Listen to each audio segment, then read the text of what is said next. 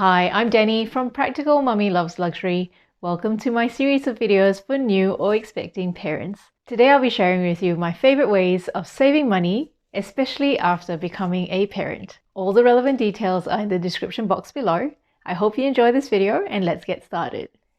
My first tip is to shop somewhere affordable, like Kmart, Target or Big W.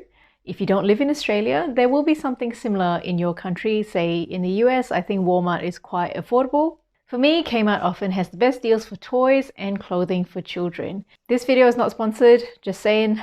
I truly enjoy just shopping at Kmart for my daughter.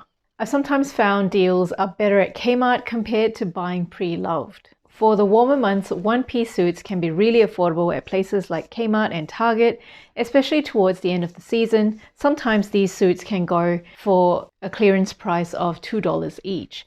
With me, if there's something on clearance, I would choose to buy multiples of the same items and forego variety. Under the age of 7 months, I really prioritize affordability over fashion. The truth is, at that age, they can't really appreciate the variety anyway. So I think it's much more practical to buy multiples of the same one if you can save money. And along the lines of shopping towards the end of season where you can get items on clearance, that will be applicable to a lot of other brands as well that you might love, for example, H&M and Zara. The other reason for being practical about buying baby's clothes or children's clothes is that they get dirty. They get dirty with bodily fluids like poo, pee and vomit. And as the child gets older as well, their clothing will get covered in other stains like paint, grass, and mud. And I guess some parents might feel quite guilty about being cheap with their baby, but there's a couple of things I do to overcome that. So I think, sure, my child is worth it. My child is worth everything to me. However, is the item worth it? You know, is it worth paying more money for a very similar item that I can get cheaper, which is going to get damaged anyway? And on top of that, around the age of 18 months, some children get quite picky with their clothes. My daughter was anyway. And the thing is, when she started picking clothes, she didn't pick the cheap ones. So I think if you want to make savings for your child, the time to do it is before they're aware and before they can make choices on their own. The other thing that I do to get rid of any guilt is to maintain a money box. So every time I feel that I have been cheap buying a cheaper item, I will put the amount of money I saved into a coin box for her. And I'm pretty sure the teenage version of my daughter would really appreciate this. The next thing is the Bonds Wondersuit. If you watch my channel, you will know that I'm crazy about the Bonds Wondersuit. My daughter was wearing Bonds Wondersuits until it was time for her to start toilet training. Bonds Wondersuits are extremely practical because they have fold over socks and fold over mitts. And when you put your child in one piece, at the time when they're very young and you've got to carry them a lot, a suit is not going to shift around your body so much. As opposed to when a baby is wearing a two-piece and you're having to carry them a lot, their top tends to bunch up around their trunk. For cold months, I do prefer the Bonds Wondersuit. The Bonds Wondersuits do cost a bit more than the Kmart and the Target suits, but I think they're worth every penny. In order to save on them though, the Bonds website does go on sale pretty regularly, so you can look out for those sales. The next thing is buying toys from Kmart. I am a fan of Montessori. However, pure Montessori toys are rather expensive. They are often high quality wooden toys. However, we live in a very lucky time, barring the pandemic.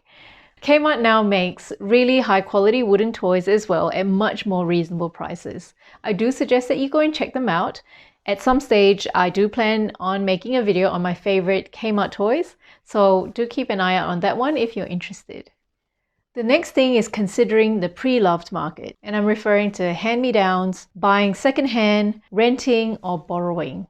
There's a lot of baby and children equipment that are made with really high quality, but kids outgrow this equipment really quickly. For example, my baby change table, I purchased that for 15 Australian dollars of Gumtree when it retailed for over $300. The other thing that I bought for $15 off Gumtree is this outdoor picnic set for my daughter, and she uses this a whole lot, especially in summer.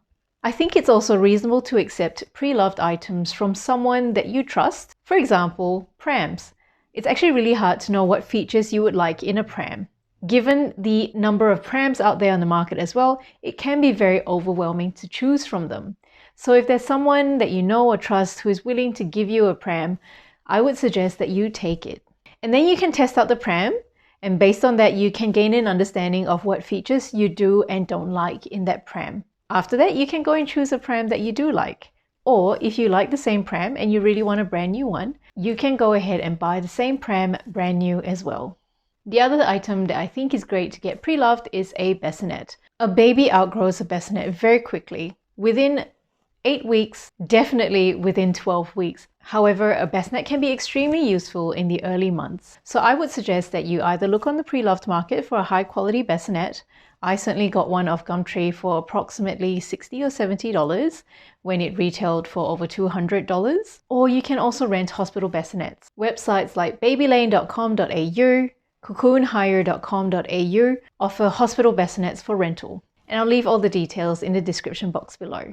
I do have a caveat though when it comes to buying pre-loved. I think it's definitely fine to buy pre-loved as long as safety is not compromised. And to me, things like car seats or baby capsules would fall into this category. Car seats are items that you'll be using for years. The issue about getting a pre-loved car seat is that you can never be too sure of the crash history. And once a car seat has been involved in a car crash, it may no longer be safe in the next car crash. If you are at a stage where you're about to buy a car seat and you're not sure where to start, I have made a whole video explaining car seats, and if you're interested, I will leave a link up here for you to have a look.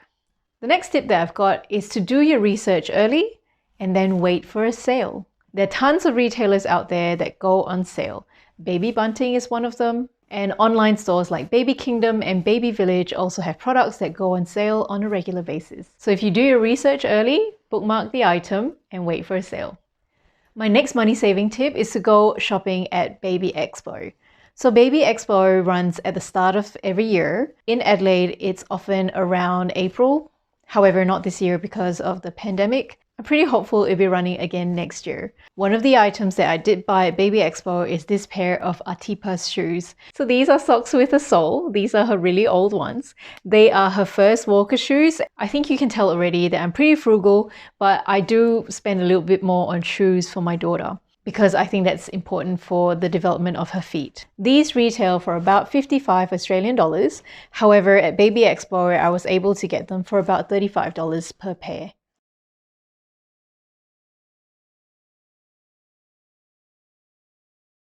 There are a few techniques at getting the best deals at Baby Expo. I intend to publish a video on these techniques sometime earlier next year, closer to when Baby Expo is going to be. So keep an eye out for that video.